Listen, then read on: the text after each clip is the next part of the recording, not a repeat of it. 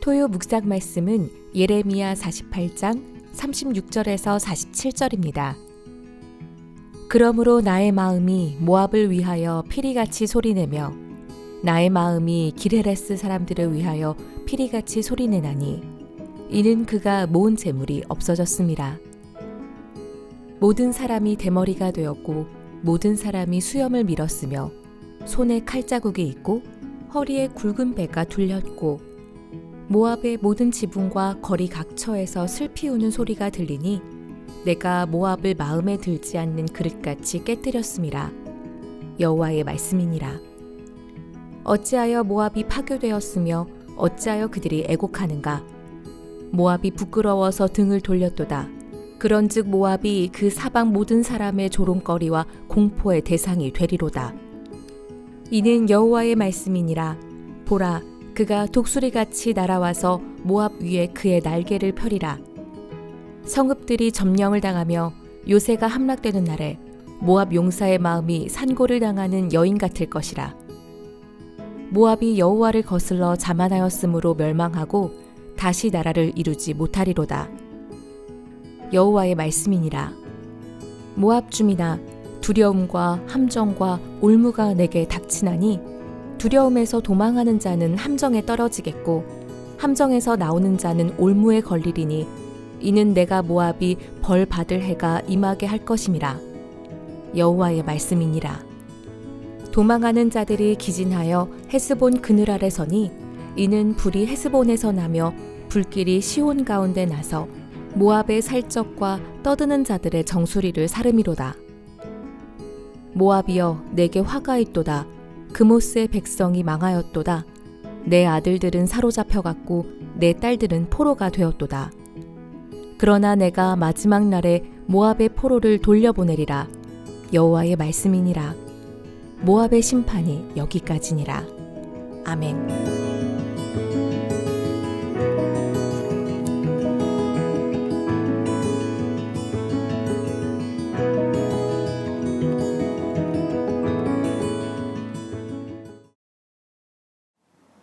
성도 여러분 안녕하세요. 오늘도 주 안에서 하나님의 말씀으로 복된 하루를 보내시길 축복합니다.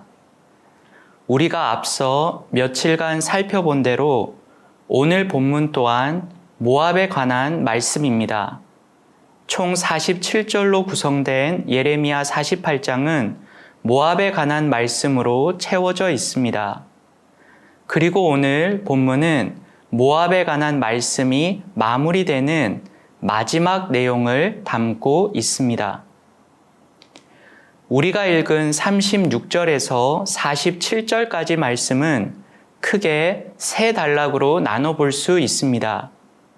36절에서 39절까지는 모압에 관한 애도가 담겨 있고 40절부터 44절까지는 모압에게 임한 심판이 있으며 45절부터 47절까지는 모압의 심판과 아울러 모압의 회복을 선포하고 있습니다. 따라서 저는 모압을 향한 하나님의 징계의 메시지를 정리하고 마지막 결론으로서 모압을 향한 하나님의 마음은 무엇인지를 살펴보고자 합니다. 우리가 계속 살펴본 대로 모압은 하나님의 징계와 심판을 받게 될 것입니다. 모압은 그동안 역사적으로 주변국의 지배를 받은 적은 있지만 나라가 멸망해서 자국민이 지배국의 포로로 끌려간 적은 없었습니다. 그 이유에 대해서는 모압이 위치한 지리적 특성과 국제정치적 감각, 상업적 요충지, 군사력 등을 들 수 있을 것입니다. 따라서 모압은 자신들이 지금껏 누려왔던 것들을 보면서 그들의 삶의 방향에 대해서 더욱 확신이 있었을 것입니다. 다른 말로 하면 자신들이 믿고 숭배하는 그모스 신이 위대하기 때문에 자신들이 이렇게 잘 살고 있다고 믿었을 것입니다. 하나님은 이런 모압을 향해서 징계와 심판을 말씀하십니다. 오늘 본문에서도 하나님께서는 모압에게 닥칠 징계와 심판으로 인해서 그들은 장례식과 같은 애도와 슬픔이 있을 것이라고 말씀하십니다. 36절을 보시면 나의 마음이 모압을 위하여 피리같이 소리내며 라는 표현이 있습니다. 일반적으로 성경에서 피리 소리는 잔치에서 흥을 돋구는 소리로 표현되거나 전쟁에서 승리를 했을 때 사용됩니다. 그런데 36절의 피리 소리는 슬픔과 애도의 소리로 쓰이고 있습니다. 이어지는 37절의 표현들도 장례식의 분위기를 떠올리게 하는 표현들입니다. 하나님은 모압을 향해서 정의롭고 정당한 심판을 말씀하고 계시는 것이죠. 왜냐하면 그들은 앞서 살펴본 대로 하나님 앞에서 심하게 교만했고 여호와 하나님이 아닌 그모스라는 다른 신을 섬겼기 때문입니다. 모압을 향한 하나님의 심판은 너무나 확실하고 분명하기 때문에 그것으로부터 돌이킬 방법이 없었습니다. 43절과 44절은 그것을 우리에게 명확하게 보여줍니다. 모압 주민들에게 두려움과 함정과 올무가 닥칠 것입니다. 모압 주민이 두려움에서 도망하면 그 다음에는 함정이 기다리고 있을 것이고 함정에 빠진 뒤에 그것에서 빠져나오면 그 앞에는 올무가 기다리고 있을 것입니다. 이것은 모압이 하나님의 징계와 심판에서 결코 빠져나올 수 없다는 것을 보여줍니다. 성도 여러분, 모압이 자신들이 한 행동으로 인해서 심판을 받는다는 것이 우리에게 주는 교훈은 무엇일까요? 저는 이 질문에 대해서 하나님의 선교라는 측면에서 살펴보고자 합니다. 하나님은 남유다의 심판과 멸망을 예언하는 예레미야서 마지막 부분에 남유다를 둘러싸고 있었던 주변국들에 대한 신탁의 말씀을 기록하고 있습니다. 남유다를 향한 경고의 말씀을 하는 중에 주변 나라를 향해서도 말씀을 하시는 이유는 무엇일까요? 결론을 먼저 말씀드리자면 하나님은 이스라엘만의 하나님이 아니라 모든 나라, 모든 민족의 하나님이시기 때문입니다. 또한 하나님은 이스라엘만을 사랑하시는 분이 아니라 이스라엘을 통해서 모든 나라에 하나님의 사랑이 흘러가게 하시는 분이기 때문입니다. 모압을 향한 하나님의 메시지는 남유다를 향한 하나님의 메시지와 동일한 관점을 유지합니다. 남유다가 왜 하나님의 징계와 심판을 받았습니까? 하나님을 유일한 하나님으로 섬기지 않았기 때문입니다. 다른 말로 하면 하나님이 기뻐하는 삶이 아니라 하나님이 미워하시는 행동을 했기 때문입니다. 하나님은 모압을 심판하실 때도 동일한 이유로 심판하십니다. 하나님은 이스라엘의 애정과 관심이 있는 것과 동일하게 모압 민족에게도 애정과 관심이 있으십니다. 따라서 하나님은 모압도 포기하지 않으시고 결국에는 모압 가운데 하나님의 선교를 이루실 것입니다. 모압을 통해서 우리는 하나님의 마음을 더욱 분명하게 알게 됩니다. 모압은 단지 선민 이스라엘과 대조되는 이방 국가가 아닙니다. 하나님은 이스라엘만을 위해서 이스라엘을 선택하지 않으셨습니다. 하나님은 이스라엘을 통해서 모든 나라가 하나님의 복을 받기를 원하셨습니다. 따라서 하나님의 시선은 이스라엘만에 머무는 것이 아닙니다. 하나님은 이스라엘이라는 샘플을 통해서 모든 민족, 모든 백성이 하나님을 알고 예배하길 원하셨습니다. 따라서 오늘 본문에 이르기까지 장장 47절에 이르는 모압을 향한 하나님의 말씀은 모압을 심판하는 데만 그 목적이 있지 않습니다. 하나님은 심판을 위한 심판을 하지 않으십니다. 심판은 수단입니다. 하나님은 심판을 통해서 모압이 자신들의 죄악을 깨닫고 하나님을 경외하기를 원하셨습니다. 이것이 모압 신탁을 통해서 하나님이 보여주시는 열방을 향한 하나님의 뜻입니다. 이것을 가장 잘 보여주는 구절이 바로 마지막 절인 47절입니다. 그러나 내가 마지막 날에 모압의 포로를 돌려보내리라. 여호와의 말씀이니라. 모압의 심판이 여기까지니라. 하나님께서는 모압을 향한 심판을 분명하게 말씀하십니다. 모압은 그들이 지은 죄, 특별히 하나님 없이도 자족할 수 있다는 자만심으로 인해서 하나님을 경외하지 않았습니다. 그들은 당연히 심판을 받을 것입니다.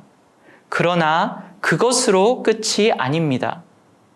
하나님은 심판 이후에 회복을 약속하셨습니다. 이 회복은 마지막 절인 47절 가운데 오직 한 구절에 지나지 않습니다. 그러나 그 구절은 너무나 강력한 메시지를 담고 있습니다. 하나님은 모든 열방이 회복되기를 원하십니다. 하나님의 시선은 특정한 민족에게만 국한되어 있지 않습니다. 아직도 하나님을 모르거나 심지어 대적하는 민족을 향해서도 하나님은 구원의 시선을 놓지 않으십니다. 말씀드렸다시피 심판은 그 자체가 목적이 될 수 없습니다. 하나님은 징계의 심판을 통해서 모압이 돌이키기를 원하십니다. 하나님은 비록 모압이 멸망해서 포로로 끌려가겠지만 마지막 날에는 포로에서 해방될 것이라고 47절에서 약속하고 계십니다. 모압의 심판은 이 글을 읽고 있을 이스라엘 독자에게도 강력한 메시지를 던져줍니다. 그것은 이스라엘뿐만 아니라 이방 나라 모압이 자업자득으로 인해 심판을 받고 끝날 것이 아니라 마침내 회복이 된다는 것을 말해주고 있기 때문입니다. 하나님을 모르고 율법을 받지 않은 저 이방 민족 모압도 하나님의 주권적 섭리로 포로에서 해방이 된다면 하나님께서 먼저 택하신 이스라엘 민족은 어떻겠습니까? 1차 독자였던 이스라엘 민족은 가장 처참한 순간에 모압을 향한 하나님의 약속을 들었을 것입니다. 하나님이 이방 나라 모압도 구원하신다면 이스라엘도 구원할 것이라는 희망이 생기지 않겠습니까? 따라서 모압을 향한 하나님의 회복의 메시지는 열방을 향한 하나님의 마음을 알 수 있으면서 동시에 심판의 결과로 멸망한 이스라엘 민족에게도 희망의 메시지가 되는 것입니다. 사랑하는 성도 여러분, 하나님의 시선을 특정한 사람, 특정한 민족에만 국한되어 있지 않습니다. 하나님의 시선과 관심은 모든 나라, 모든 사람을 향해 있습니다. 저와 여러분, 그리고 우리 민족에게 그리스도의 복음이 전해진 것도 바로 그런 이유 아니겠습니까? 예수님은 사람을 차별하지 않으셨습니다. 죄인들을 사랑하셨습니다. 예수님께로 나오는 자들을 막지 않으셨습니다. 바울은 교회 내에 유대인과 이방인의 담을 허물고 하나가 되는 것이 예수 그리스도의 뜻이라고 했습니다. 하나님은 지금도 모압과 같이 하나님을 모르거나 대적하는 사람들을 향해 애정과 관심을 가지고 찾아가십니다.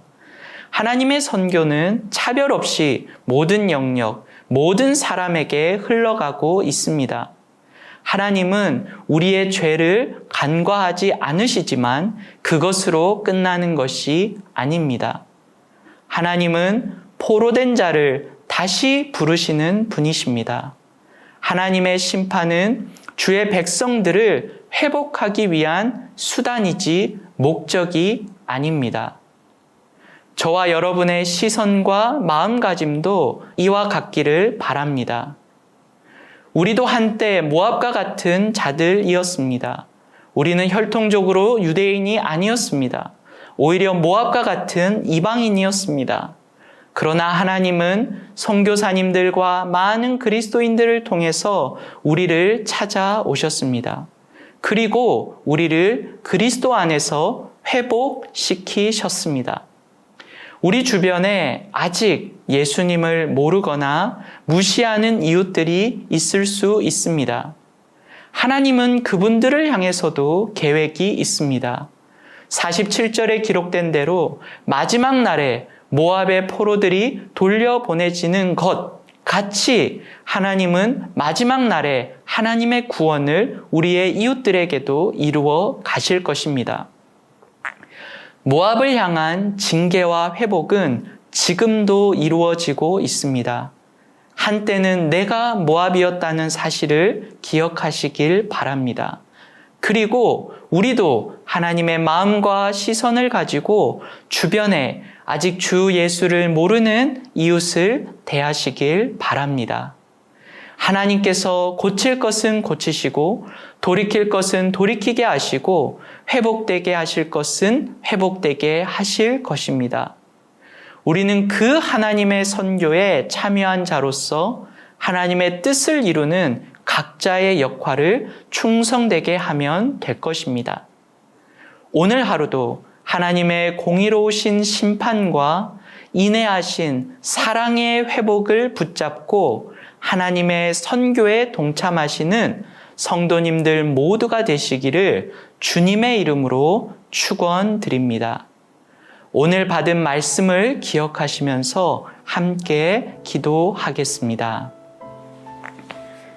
하나님 우리 아버지, 오늘도 이 말씀을 우리에게 허락하여 주심을 감사드립니다. 모압에게 주신 이 말씀이 우리 모두에게도 동일합니다.